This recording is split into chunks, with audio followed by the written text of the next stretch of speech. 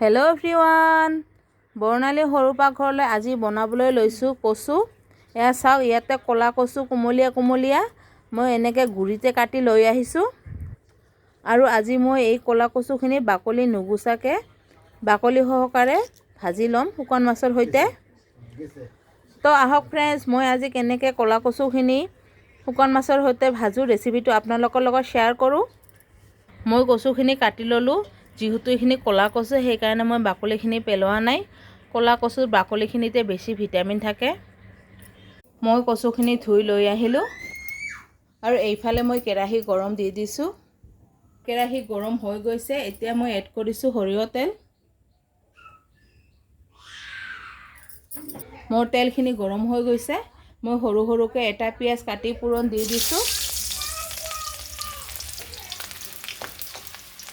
মোৰ পিঁয়াজখিনি ভজা হৈ গৈছে। এতিয়া মই কচুখিনি এড কৰিম।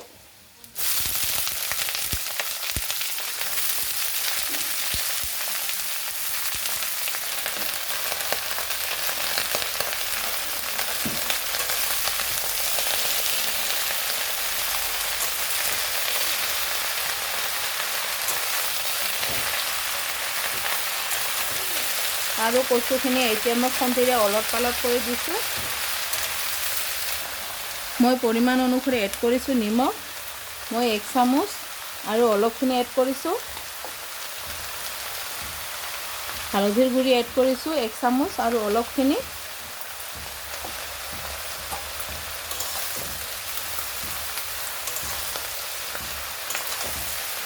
আৰু এতিয়া মই ঢাকনি দি দিছোঁ। মই 1 পৰা 2 মিনিট পিছত ঢাকনিখন তুলি লৈছোঁ।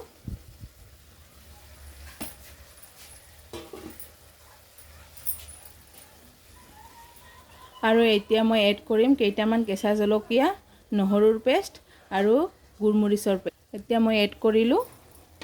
আৰু আজি মই কচুখিনিত শুকান জলকীয়াৰ গুড়ি বা শুকান জলকীয়াৰ পেষ্ট এড নকৰিম। মই গোলমৰিচ আৰু কেঁচা জলকীয়াৰে কচুখিনি আজি মই ভাজিম।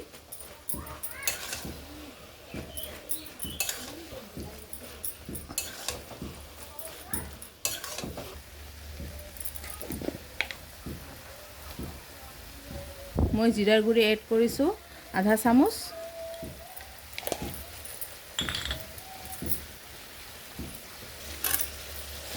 আৰু এতিয়া মই কচুখিনি খন্তিৰে ভালকৈ অলপ পালট কৰি দিম।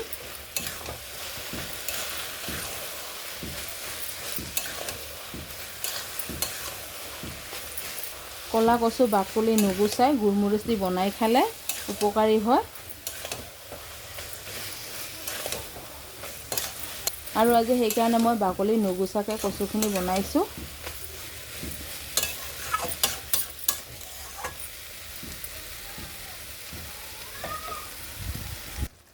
আৰু এতিয়া মই আকৌ ঢাকনি দি দিছোঁ 2 মিনিটৰ কাৰণে। মই আকৌ 2 মিনিট পিছত ঢাকনিখন তুলি লৈছোঁ। আৰু এতিয়া কচুখিনি খন্তিৰে অলপ পালট কৰি দিছোঁ।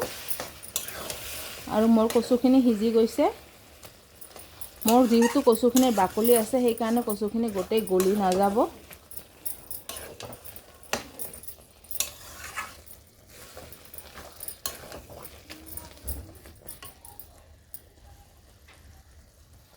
আৰু এইখিনি ঘৰতে শুকোৱা মাছ, এয়া চাওক। আৰু এই মাছখিনি মই এতিয়া তেলত অলপ ফ্ৰাই কৰি কচুখিনিত এড কৰিম। আৰু মই মাছখিনি ফ্ৰাই কৰি ল'লোঁ। আৰু এতিয়া মই কচুখিনি অলপ লাৰি দিছোঁ।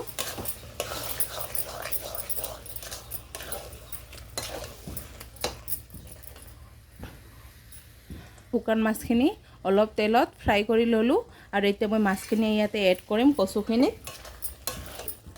আৰু মাছখিনিৰ সৈতে মই কচুখিনি 3 পৰা 4 মিনিট টাইম আৰু অলপ ফ্ৰাই কৰি ল'ম।